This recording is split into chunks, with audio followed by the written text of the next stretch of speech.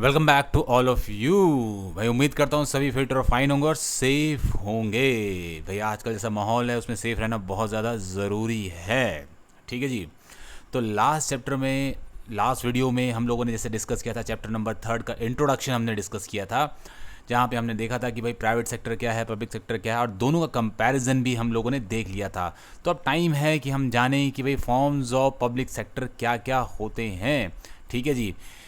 और भाई ये 3 सेक्टर है हमारे फॉर्म्स ऑफ, बोलते हैं कौन से, पब्लिक सेक्टर। और इसमें हम आज डिस्कस करने वाले हैं डिपार्टमेंटल अंडरटेकिंग को। ठीक, तो डिस्कस करते हैं डिपार्टमेंटल अंडरटेकिंग क्या होती है। ठीक है भाई, पहला point, undertaking created by government. भाई ये वो अंडरटेकिंग है जिसको कौन बनाता है, गवर्नमेंट बोलते हैं इसको। भाई क्रिएट करती है भारत सरकार का ये एक चिन्ह, सिग्नल, साइन, सिंबल आ गया है, पार्लियामेंट ऑफ इंडिया। ठीक है जी। Finance and control by the government, इसको पूरी तरह से फाइनेंसिंग की जाती है, किसके थ्रू, गवर्नमेंट के थ्रू की जाती है। और उसका पूरा कंट्रोल किसके पास रहता है, गवर्नमेंट के पास ही रहता है। मैनेज बाय गवर्नमेंट ऑफिशियल्स, और इसको जो मैनेज करते हैं या कंट्रोल करते हैं, गवर्न करते हैं, कौन करते हैं, गवर्नमेंट ऑफिशियल्स करते हैं, गवर्नमेंट के ऑफिसर्स करते हैं, under the control of A ministry. और सबसे मेन बात साहब यही है, ठीक है, कि ये किसी एक पर्टिकुलर मिनिस्ट्री के अंडर में होती है। कौन, डिपार्टमेंटल अंडरटेकिंग्स। ठीक है, जैसे एग्जांपल के लिए रेलवे हो गया, तो किसके अंडर में है, रेलवे मिनिस्ट्री के अंडर में है। तो साहब ये रहे कुछ एग्जांपल, जैसे कि ऑल इंडिया रेडियो है हमारा, इंडियन पोस्ट हो गया हमारा, ठीक है, दूरदर्शन हो गया हमारा, और इंडियन रेलवे के बारे में तो हम बता ही चुके हैं। ये कुछ एग्जांपल हैं, तो डिस्कस कर लेते हैं इसके कुछ फीचर्स। ठीक, तो ये पहला फीचर जो इसका बताया जा रहा है वो है फंडिंग।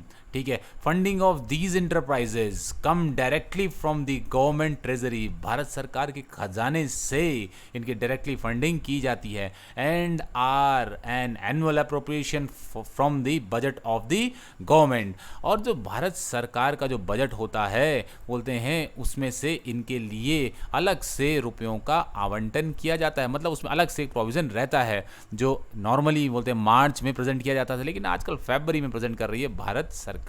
तो उसमें मेंशन किया जाता है कि भाई जो डिपार्टमेंटल अंडरटेकिंग्स हैं अलग अलग तरह की, अलग अलग मिनिस्ट्री के अंडर में, उनके लिए किसके लिए कितना बजट एलोकेट किया गया है। देखते हैं नेक्स्ट फीचर।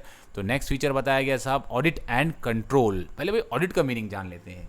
भाई ऑडिट में क्या होता है कि ऑर्गेनाइजेशन के अकाउंट्स चेक किए जाते हैं कि क्या ये जो अकाउंट्स हैं ये प्रॉपरली फॉलो किए गए हैं कि नहीं, मतलब कि जो स्टैंडर्ड्स हैं, अकाउंटिंग स्टैंडर्ड्स, उनको फॉलो करके बोलते हैं कि इनको मेंटेन किया गया है कि नहीं। ठीक है, आप देख सकते हैं ऑडिट में क्या क्या आता है, क्वालिटी चेक की जाती है, भाई operation, evaluation, procedure, compliance and assessment, सब कुछ किया जाता है।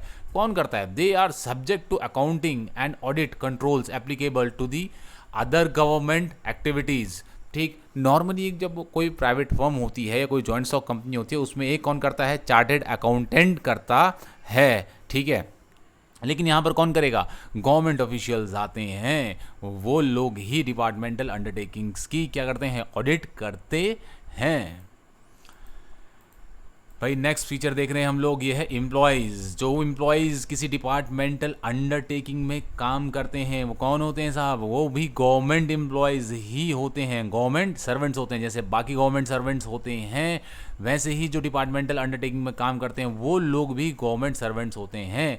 जैसे बाकी गवर्नमेंट सर्वेंट्स पे जो रूल्स एंड रेगुलेशंस अप्लाई होते हैं वही रूल्स एंड रेगुलेशंस इन पर भी अप्लाई होते हैं। Their recruitment and conditions of service are the same as that of other employees directly under the government. Next feature देखा जाए इसका, नेक्स्ट फीचर में बात की जा रही है अकाउंटेबिलिटी की। ठीक है, they are accountable to the ministry.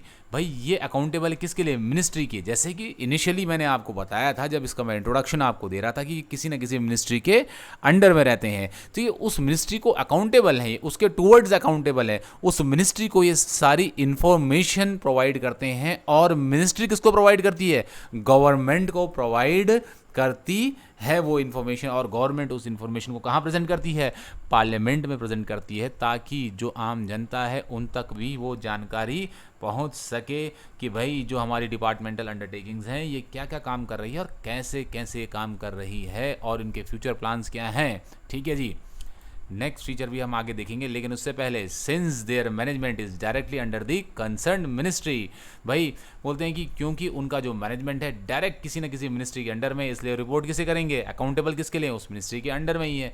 Railway department किसको रिपोर्ट करेगा, भाई रेलवे मिनिस्ट्री को रिपोर्ट करेगा।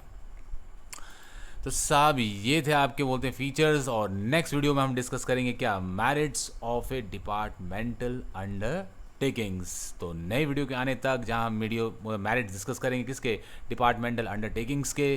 Till then goodbye and take care all of